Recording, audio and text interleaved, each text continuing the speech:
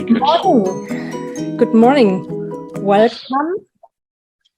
Welcome to our masterclass on this Friday morning. My name is Joanna, and it's a great pleasure to host this session this morning. Yes, we would like to talk about values and valuations today. The times are pretty challenging, and we have to face, many challenges these times in a macroeconomical framework as well as a microeconomical framework. And therefore, I was very happy when Simon decided and suggested me to hold this session about valuations. And already yesterday morning, I received in the news a sentence, or I heard it, which said that already, and as well, the shares at the stock exchange are at the moment in the no man's land. So I think in this context, it's even more important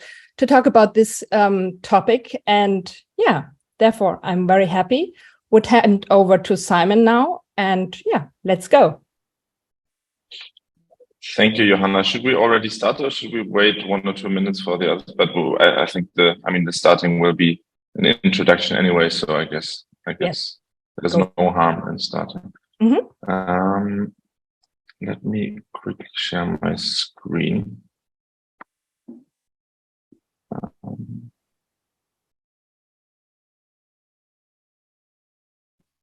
Can you all see the presentation?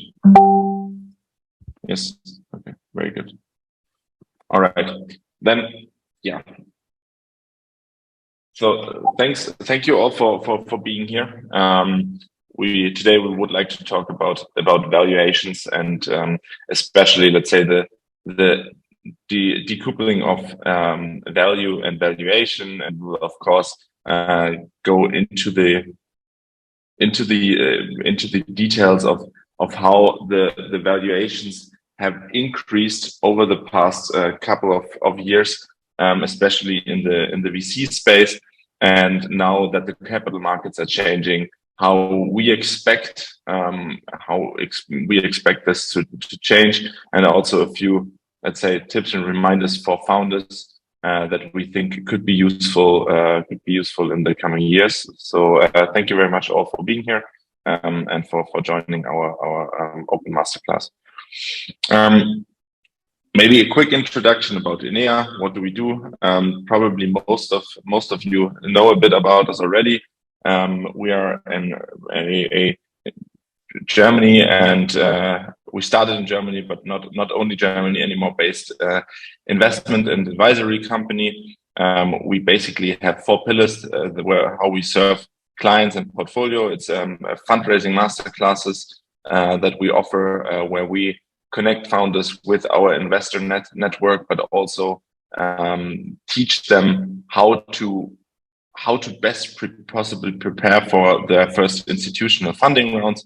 And then we have our own small investment vehicle, where we focus very much on the travel and hospitality industry. And then we do fundraising and M&A, which is basically our bread and butter, and offer strategic advisory. And the two, fundraising and M&A and strategic advisory, very much come together very often. This is our team.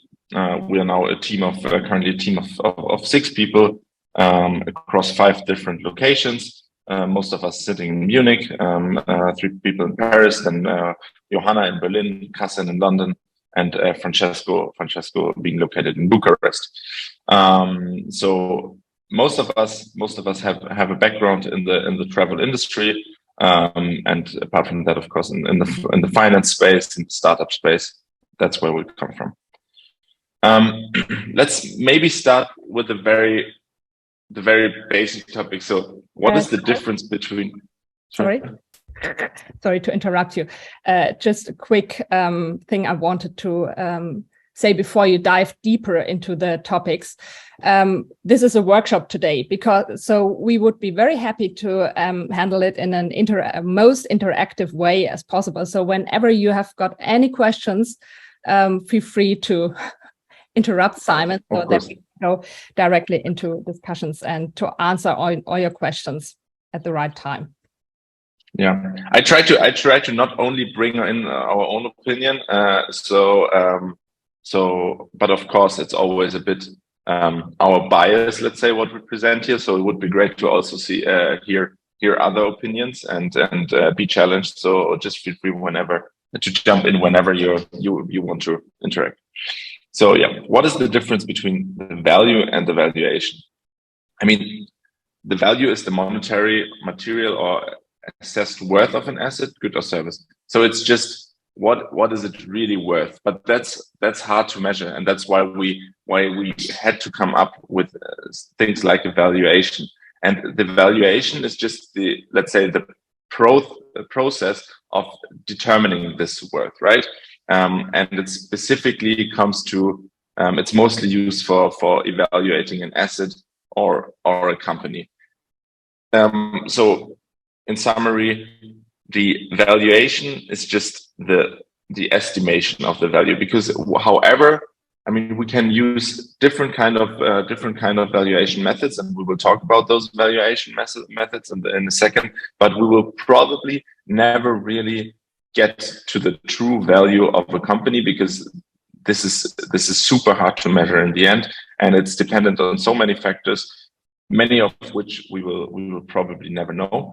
But valuation serves as a, let's say, a driver to develop or get an understanding of the frame in which we can price a business, an asset, a company. Why do we need the valuations? Okay, basically we need valuations for everything. Everything we put a price tag on needs to be evaluated in some shape or form. It could be, of course, like Bitcoin and the stock exchange. Then now very current topic, gas and energy prices, but also on the market, tomato has a valuation, as well as like shoes in a sale, right?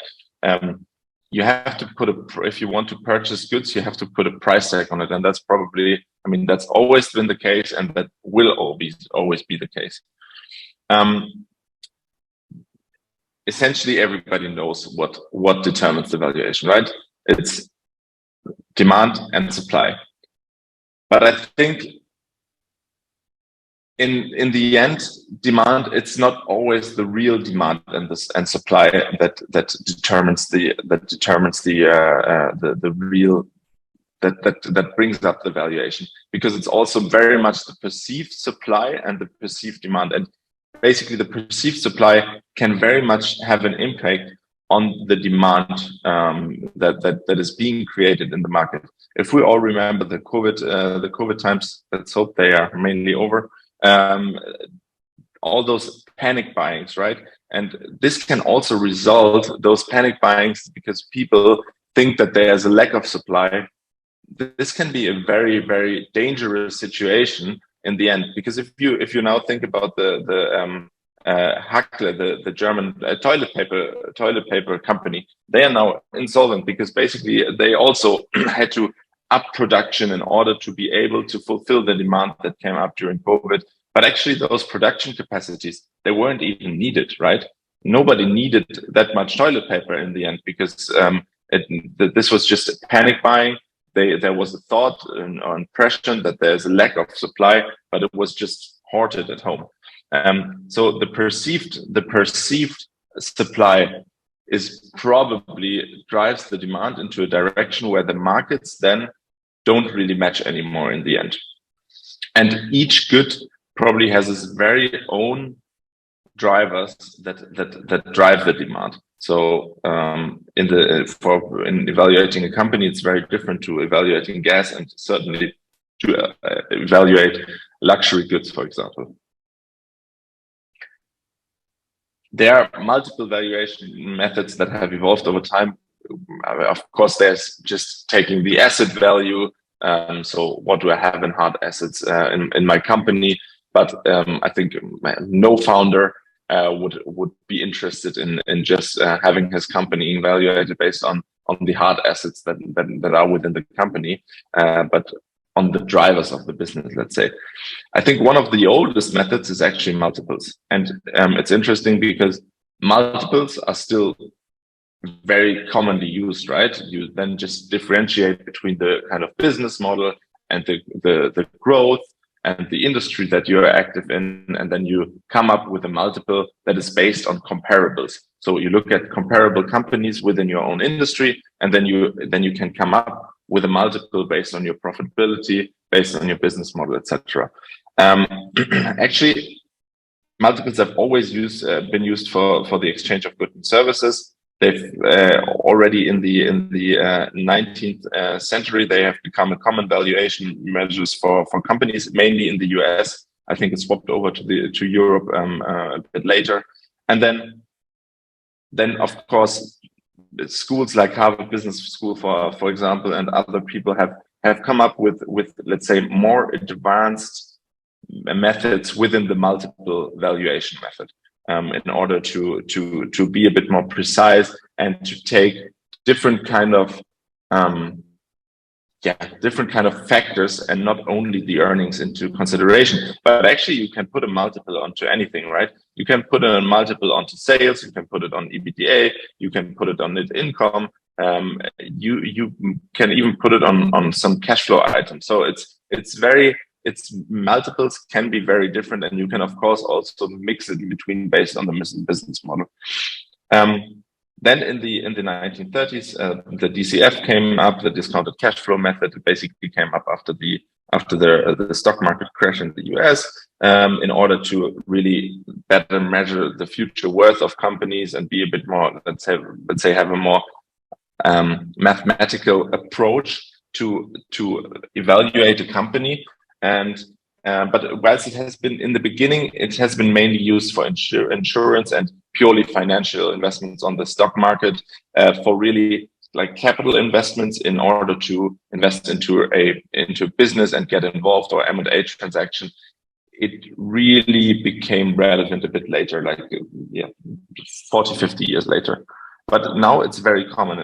Actually, in the common time and in the current time, it's probably our bias is that it will be used much more than, for example, multiples. Why? Because it's easier to factor things in like inflation and the market risks. Let's say if you look at multiples, founders will probably always come up with examples of the huge success stories within the industry and just take the similar multiple. And the discounted cash flow, you can really put the discount based on the high inflation rate, based on the high recession that we might experience in the next years. So I'm pretty sure that discounted cash flow will be a very common method in the next years.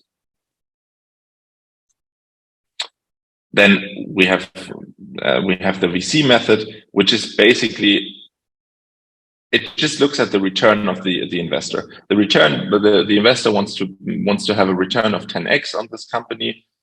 So okay, your company can exit at 300 million. I want a 10x return, so it must be worth now. If I put money in now, the post-money valuation should be 3 million. In the end, this is not really realistic, because you have to take in things like dilution too, and it could lead to a fact that because VCs need a high return on every single company because many will fail, it's not super realistic to take that. I don't think it's a great method to use, because basically it will lead to could lead to a situation where many will just invest into the hyper growth companies that can really make a huge exit, but it might have a bigger failure rate and very solid business model, might not seem as attractive, even though they have a much higher chance of actually being successful in the end. And then there's, for example, the Berkus method, which you can really only use for the seed stage. It only evaluates 5 different risk points: the business model, the strategic relationship, the customer or sales situation, and the existing prototype. It doesn't matter how much revenue you already have, or if you're being profitable or not. So it's only really relevant for the pre-seed and seed stage. And then on those 5 risk factors, each will be assigned a value of maximum 500K. So every company would end up in a valuation between 500K and 2.5 million. Maybe this is even quite a realistic approach in the seed stage, but I highly doubt that many US investors will use it, looking at the valuations over there. Let's look at the past years. Oh, there's a comment. I think, Johanna, you are looking at the comments too, right? So please let me know if I should interrupt. Yes. Shall we go into this? Yeah, sure. Maximum 500K for each aspect for Berke's method. What do you think? What is the question? If that's the case, that's the basic theory of this valuation method. Of course, you could also change those numbers, right? That might very well be that in certain jurisdictions you might just up those numbers. What I would probably personally do is I would probably assign a different value to the different aspects. So for me, for example, especially in the very early stage, the team is probably the most crucial point to evaluate, because the team will be the one that has to execute everything in the very beginning, and therefore the founding team is the strongest asset that the company has. So that's why I personally wouldn't like to choose this valuation, or at least I would strongly advise to adapt it based on the phase that you are in. It would of course shift let's say the weighting of those aspects would shift the more mature the company becomes. Mm-hmm. Good. Or is there any other question about that? No? Julius, would you like to add anything? Seems to be fine. Okay. Okay. Good. Okay. Yeah, I think probably we've all had that discussion or joined that discussion about the completely inflated valuations and how they've been not really reflecting the true value of businesses, right? If you look at 2020 versus 21, the number of investments, they have grown by 25%, roughly 25%, while the capital committed has doubled. So that shows that also it's not that we just get many more startups getting money, but those startups that get a lot of money basically just get much more money. And this, we'll talk about this later. This is also due to funds getting bigger and bigger and money being more and more centralized, let's say, within the large funds. And therefore, it just makes sense for them to put higher tickets in, instead of evaluating 10 more companies and putting small tickets into more companies. And it also shows that the valuation, and since the valuations in reality, we've talked about all those valuation methods, but in reality, of course, you always try to stay within the usual VC dynamics, right? And it's all about dilution. Okay, how many rounds do I need? And I shouldn't dilute more than 15 to 25% per round. And therefore, if I manage to raise 100 million, it's very likely that my valuation will end up being somewhere in between 300 and 550 million. It's probably more a matter of how much do I manage to raise than how much do I manage to negotiate as a valuation. Yeah. So as you see, what's interesting in 2022 so far, and of course, this only takes into account valuations until deals until Q2 this year.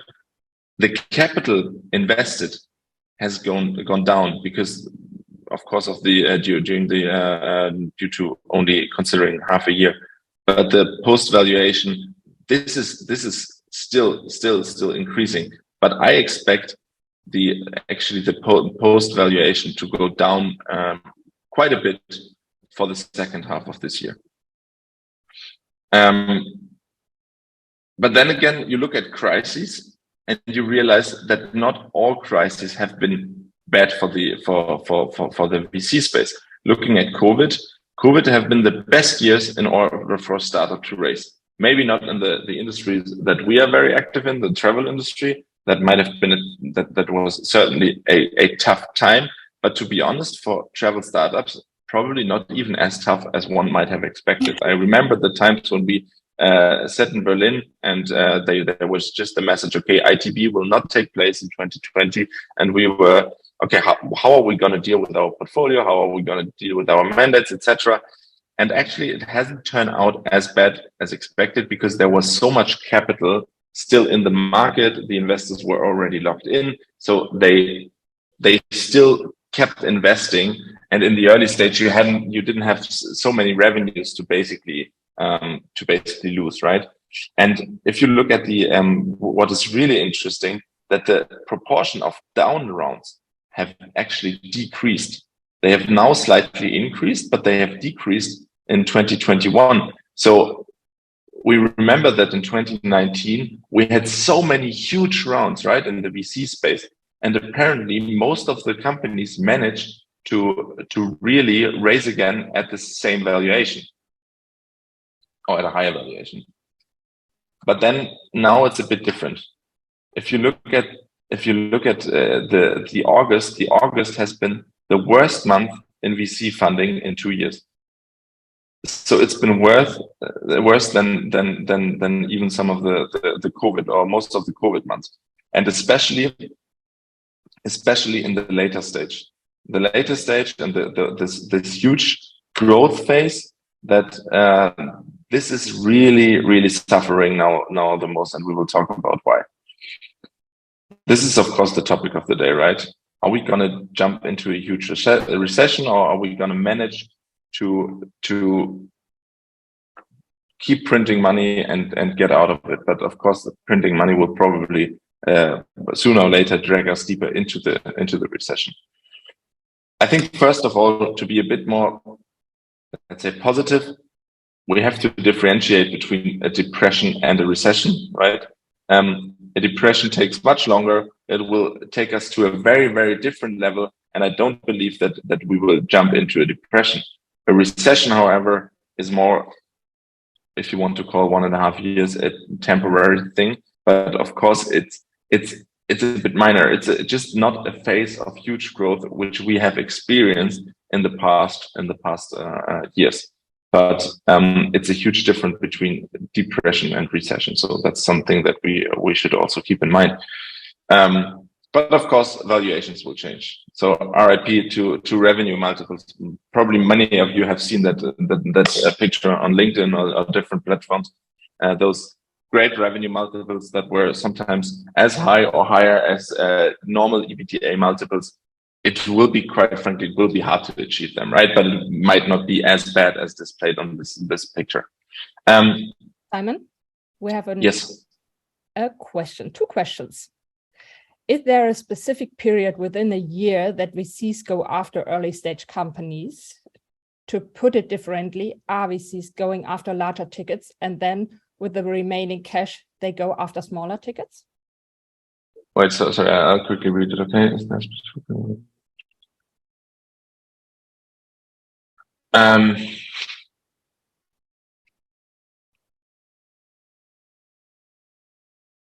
No, yeah, I mean, of course, in the when they've just raised the fund, then VC you will probably have an easier time to get the ticket from the VC, because they have to really allocate the money. They have a certain period of time within their fund cycle where they have to deploy the capital. Usually, it's like something in between 3 and 5 years of investment. And then it's divesting, right? Afterwards, they try to sell and maybe do a few follow-on investments, and they will probably reserve some of the capital for follow-on investments. But ideally, they want to be in their new fund then already. They don't want to only keep on focus on divesting one fund, but they want to invest the next, hopefully larger fund already.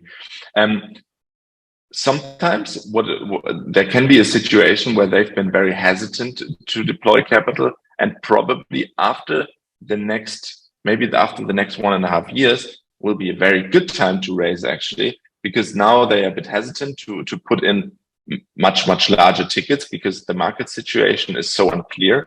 And then afterwards, they only have a smaller time left in order to deploy the rest of the capital, and will probably be more generous and will probably be willing to put much higher tickets into the companies, because they have to. They just don't have a choice other than deploying the capital. It's not that you easily give back money, and why would you, right? This money makes up your return. So probably towards when you have a recession coming up and the fund has just been raised, they might look for very good deals, but they might also be hesitant. So right afterwards, it could be a very, very good time to raise. And I strongly think that the times of the huge valuations in the very beginning, they will decline. Of course, there will be the parties that have so much money, they don't really care. They don't really need to care so much about follow-on investments, because they can deploy the follow-on investments themselves, and therefore they are not dependent on other investors, and they will still be able to take the large deals. But then again, it comes back to demand and supply, and since they don't have as much competition in the space, they won't have to pay the huge valuations. But if they want to deploy as much as they did before, they will have to pay similar valuations at least. Otherwise, it doesn't make sense with the dilution.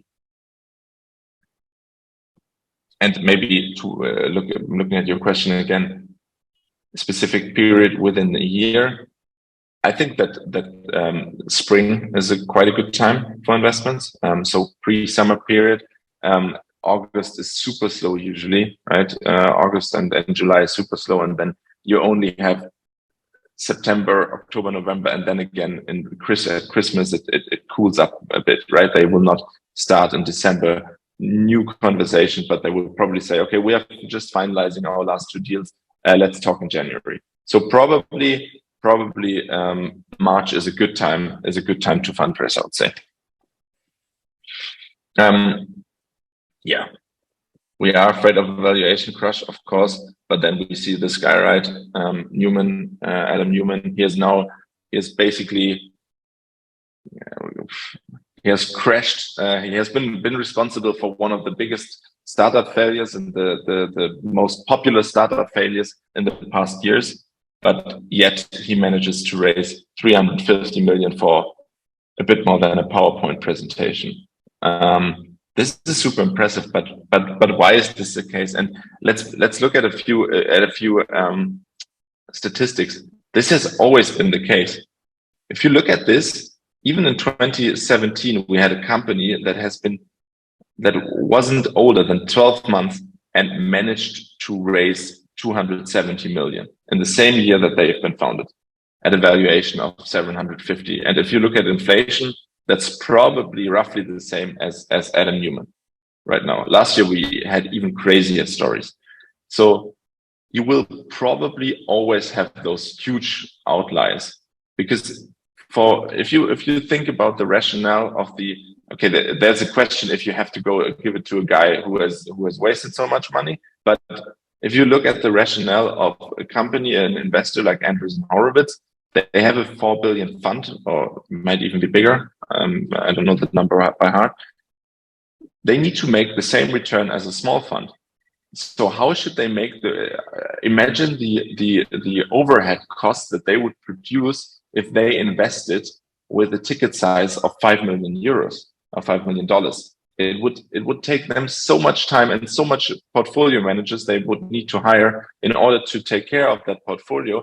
And statistically, not that many companies will be able to realize such a success in order to come to this 3x multiple in the end that they need to achieve. towards the LPs. If they put the 300 million into Adam Newman, it's very likely that this guy will at least be able to achieve a 2 billion valuation, or to double the valuation, and get a new investor in, and then you can already do a partial exit, and maybe you write the big story. So the risk actually is not as high the more money you put in, because it's, of course, you can always burn huge amounts of money, but you don't have to worry so much about follow-on investments. And this will be probably, this is what I expect to be the crucial problem in the next years. Okay, if you look at this, where did the huge valuations come from? It was basically not from the VCs. The VCs will still, they will keep investing into the early stage as well as the late stage, because they have a fixed mandate within their fund contracts. They have to deploy the capital in a certain geography, in certain industry, in certain stages, and they need to deploy it in a given period of time. So this will not change. But in the later stage, what happened in the last years was that many investors entered the growth stage that haven't been the traditional VC late stage investors. And this is very similar to the stock market. Why do stock market prices go up so much?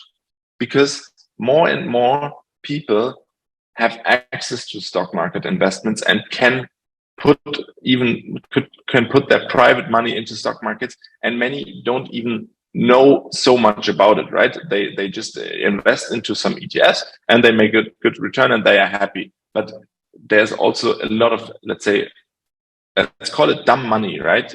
Going into the market, into those businesses from investors that haven't been in that market for a long time. And they also help to cause those hyper valuations. So non-traditional investor participation, that means hedge funds, that means probably some private equity investors going in earlier than they usually did. And also there are a lot of corporate VCs coming up, and there have been a lot of corporate VCs coming up. But if you look at the non-traditional, at the traditional investors, for them the valuations have been much lower than for the non-traditional investors.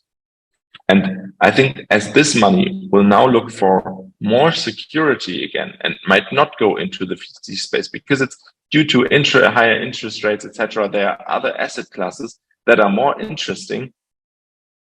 I think in the later stage, the valuation will decrease again. And therefore, smaller funds that invest have to put more focus on the, let's say, the capital efficiency of their investments, because it will be much harder to receive the follow-on investments in the later case. And that's why the valuations will also go down. We've looked at the down rounds before. The down rounds, we've basically experienced fewer and fewer down rounds over the past years. But the same happened before the financial crisis in 2008. And then as a consequence afterwards, we experienced a lot of down rounds. The number of down rounds that we've experienced in 2021 and in 2022 so far is very, very small. But I'm really interested to see how this will turn out in the second half of 2022 already, and certainly in 2023, because it's normal.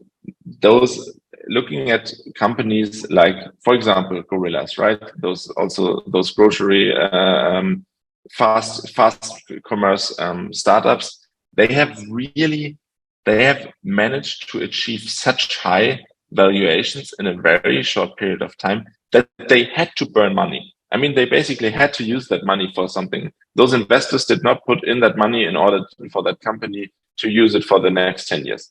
They put in that money in order to achieve an even higher valuation and raise more money in the next 18 to 24 months, or even next 12 months.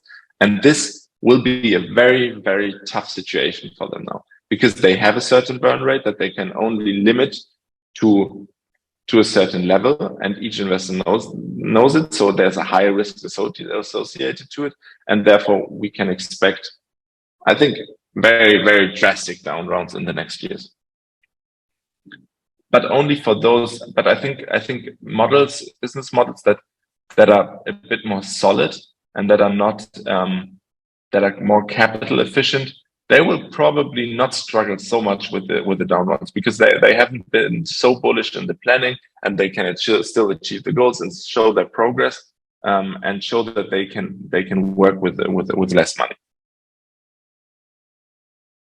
Also, fund sizes grow, not so much the fund numbers. If you look at the capital raise that in 2022, that's quite a lot already, right? It's almost it's more than 2020. But the numbers of funds that have raised that have raised that money, that is quite small. This number has decreased. It has decreased by quite a bit. Why is this the case? Because of course my risk as an LP is not so large when I invest into the huge funds, because of the reasons that we mentioned earlier. You can just put more money into a startup, and this startup has a competitive advantage against many other competitors, and you are basically a self-fulfilling prophecy to not lose all the money, because you can put more money into it. You have follow-on investment secured, and of course there's also a close relationship between the funds, that they can do the very large deals together. So the concentration of money is becoming much more central, with a huge fund raising much more money, and the smaller funds probably disappearing, or at least not new funds coming in. Evaluation. Sorry. Another question. So there are less funds. You can hear me, yes. So there are less funds out there with bigger funds. Does this drive demand and supply? You're talking demand and supply for startup investments, for the investments into startups, or you mean demand and supply for LPs investing into companies, LPs investing into funds? George, you can ask this directly if you want to. Perfect. Hi, good morning from my side. Yeah. Hi, Simon. Thank you for this presentation. I would like to ask, actually, because from the trend here, we can see that we have less funds as institutions with bigger, let's say, cash in the bank. But then we have the demand and the supply. That means if there are a lot of startups out there that they're trying to get their hands into a fund, yet they find less VCs out there from them to ask. That's what I'm saying. So is this demand supply? Yes, of course. I would say there's of course a higher supply of cash available, but the supply of number of investments will go down, because, as I explained, the dynamics of the large funds, with each investment, you basically need to have the chance to pay back your entire fund. Therefore, there's only there's always a certain limit to which you can really hedge and go into a huge. You can not only. It's easier to increase the ticket sizes than increase the number of investments that you do, because you have to really increase overhead, so that probably the demand, it becomes a buyer market again, right? It's been a seller market for many years now. There were a lot of good startups that had very easy, or comparably easy, access to capital, and probably this will be just tougher now, because the money is more centralized in the hands of the largest funds, and therefore the growth of investments will not be as strong anymore. So therefore, demand for investment will go up, because the supply is much lower in terms of the number of investments. So if I may add up, I think this is bad news for early stage companies, right? Because as you said earlier, larger funds that just want to, keep pushing money in bigger and larger tickets. So yeah, well, they also already invest larger tickets in the early stage. That's interesting. And I think in Europe, it's a bit different to the US. In Europe, you probably tend towards then investing more in the later stage. The larger you become, looking at the very large funds like HV Capital, Project A, right? They do invest still in the early stage, but of course, a seed round of 2 million, it's a bit of a stretch because they usually do much larger tickets. I think in the beginning, in the US, they have more a bit of a thinking. Okay, then let's just increase the round, right? Let's just make the round bigger, and then you have more time. You can scale much quicker. Maybe the funds will last longer, but probably they're more about scale. So this is, of course, not a great sign for early stage investments, but it will open up also the probably a better chance for business angels again, that they come in at reasonable valuations and they get reasonable stakes if they invest early on, and maybe the jump, let's say a seed to a Series A in the valuation can get big. Seed rounds, we have seen seed rounds in the past that have been very similar to a Series A already, both in terms of valuation, but also in terms of the capital that has been raised. So what I would advise you, there are still, it doesn't mean that the smaller funds disappear, right? That's not the case. There are still, because the capital that is being invested still grows, and there are smaller funds out there that are very that are very strong funds, and that will keep being existent. But I think for them ultimately it will also be, I think they will keep investing into those companies that are capital efficient, because the concept will higher even in the later stage, and therefore they cannot be startups they invest in will be able to get later stage capital. So that maybe that's something to differentiate. You have to, I think the concentration of money is larger in the later stage, in like the concentration on the big funds is larger in the later stage than in the early stage. If that makes sense.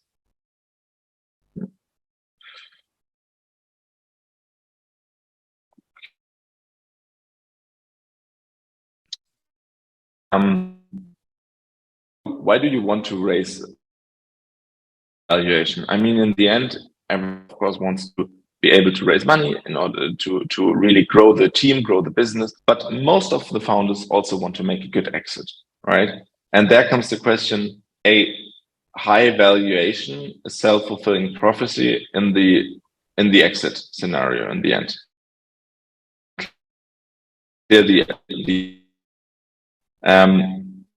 Those numbers are a bit confused, so I will just jump through rather quickly.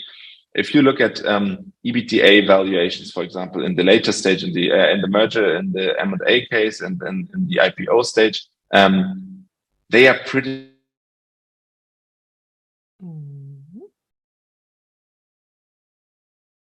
Oh no, we have got a connection problem. I don't know if he realizes this. Just a second. For companies that do an IPO, and then, but maybe let's look at the mean. And this mean, the mean considers the outliers, right? It's the average. It's not the let's say weighted average. It's really considering the outliers, and the outliers really put a strong impact on those statistics. And there you see how crazy the stock market has been.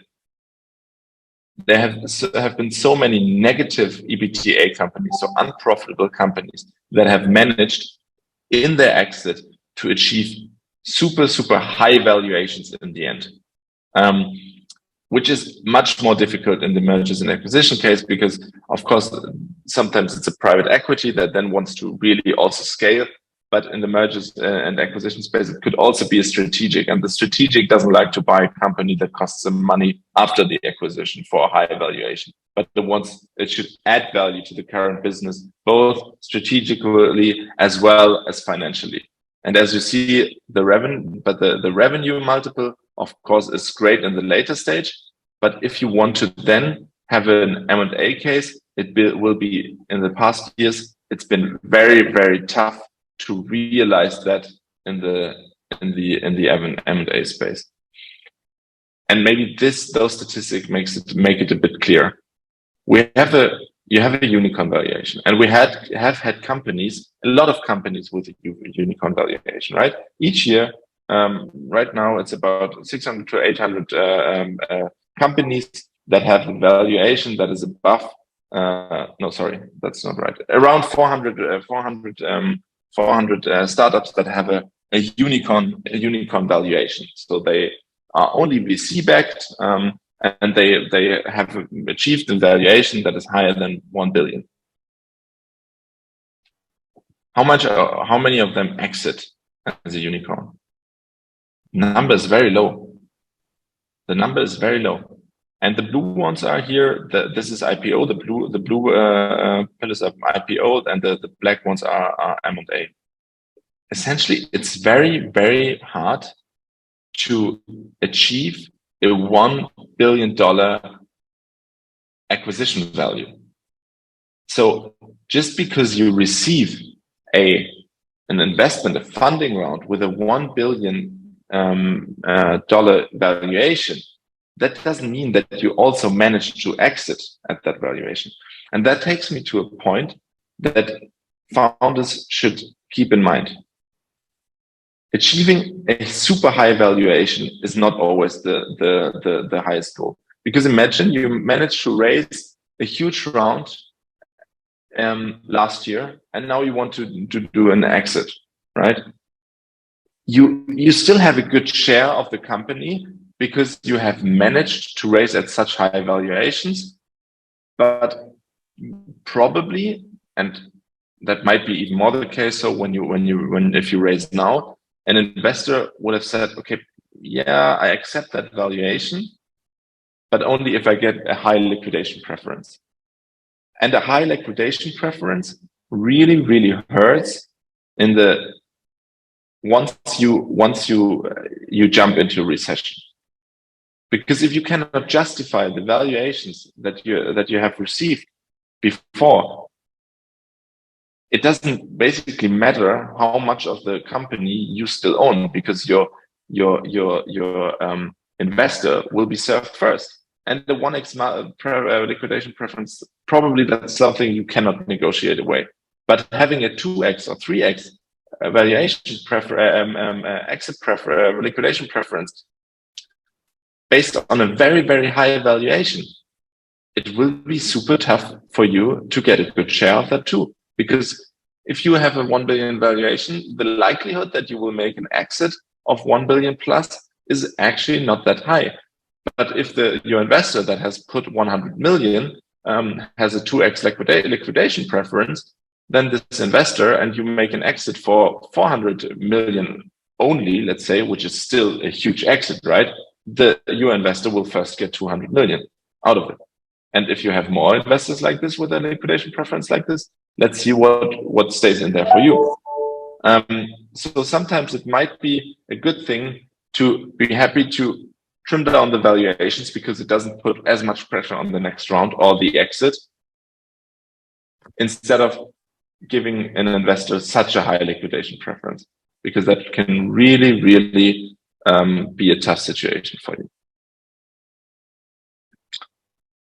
Let's maybe look at the differences in valuation, especially unfortunately, between male and female founders. There's still a huge difference in valuation. So unfortunately, it's still the truth that all male founding teams can by far achieve the highest valuations. All female founding teams by far receive the lowest valuations. Of course, there are still more male founders than female founders, but it's not the same ratio. It's not in the same ratio as the difference who receives how much capital and who receives what capital at what valuation. And the male founders still receive much more, which is probably also due to the case that in venture capital there's still much more male investors than female investors. So this is sadly the truth, but this is also the truth. Statistically, female founders outperform male founders, right? It might be the case because female founders, there are not as many female founders that receive the money, and those that receive the money are probably super strong because they have a much harder time to get the money than male founders. But as Forbes says, as a female founder, the business case is really simple. Statistically, your chance of having success with me is just higher than with my male competitors looking for funding. So I don't know how many, if we have some other investors in here, we should probably all focus more on, or put a higher emphasis on an equal distribution of allocating money. But I think there's also a positive trend. As I mentioned earlier, our fundraising masterclasses, we've done now our second one last year, conducted our second one this year, and we have managed to get many more female founders into the second masterclass than in the first masterclass, which is great. I think we had a much more equal distribution than the last time. So that's a positive sign.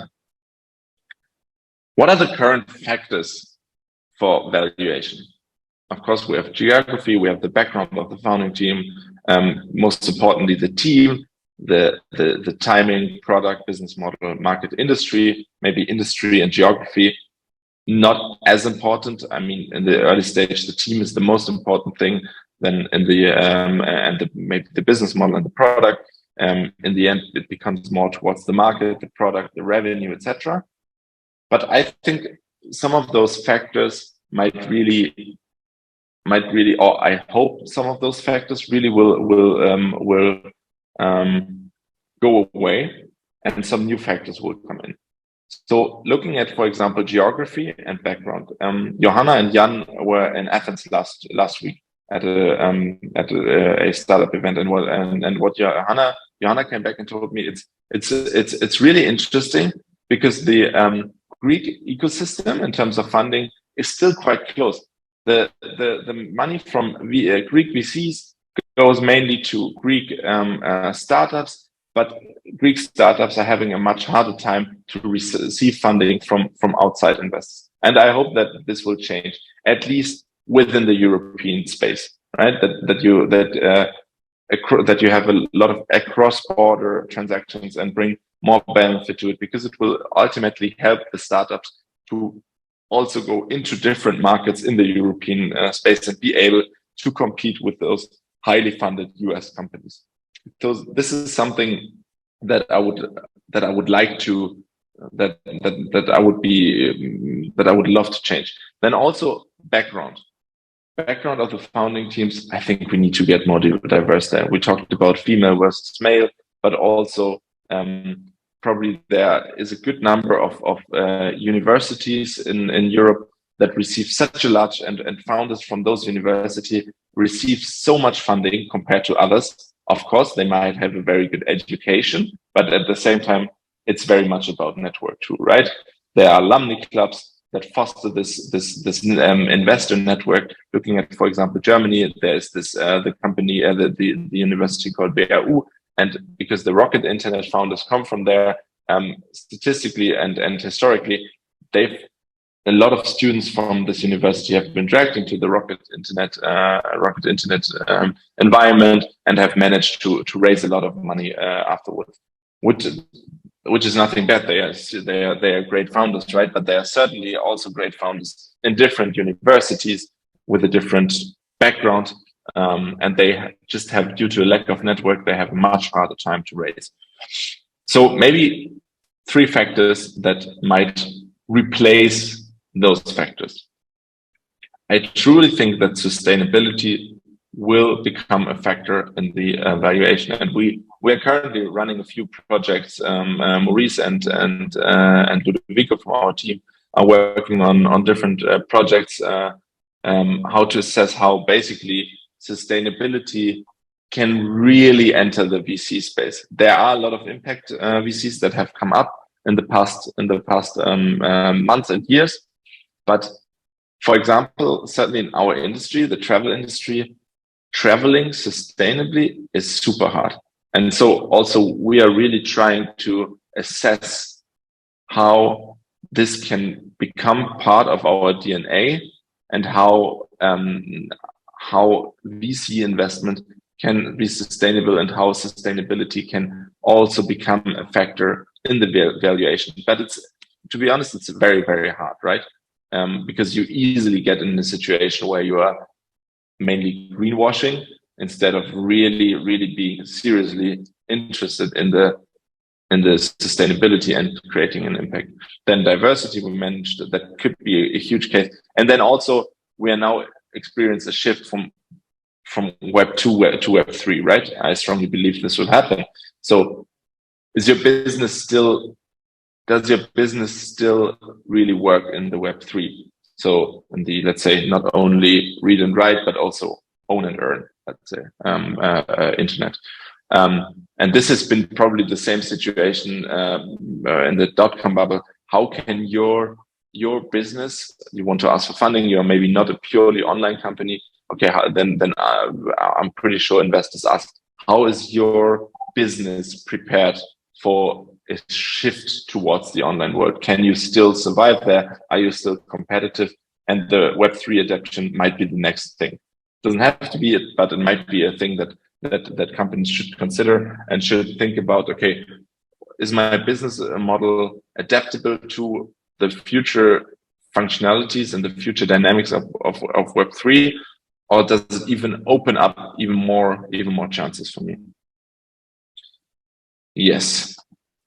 So thank you very much for listening. Oh, I see we forgot Paris on this map. I'm very sorry for the Paris team that we forgot to enter that to add that here. But yeah, I hope that you all enjoyed the presentation. I'm not sure how much time we have left, only 2 minutes, so I really stretched it to the limit. But let's whoever has questions or has other opinions and wants to disagree or wants to discuss, feel free to do so. Thank you very much, Simon. You did it really in a good time frame, actually up. Yes, we are happy to receive any questions from you. Otherwise, I would have 2 questions just for the last seconds. Is there any questions? I don't want to jump too early in it.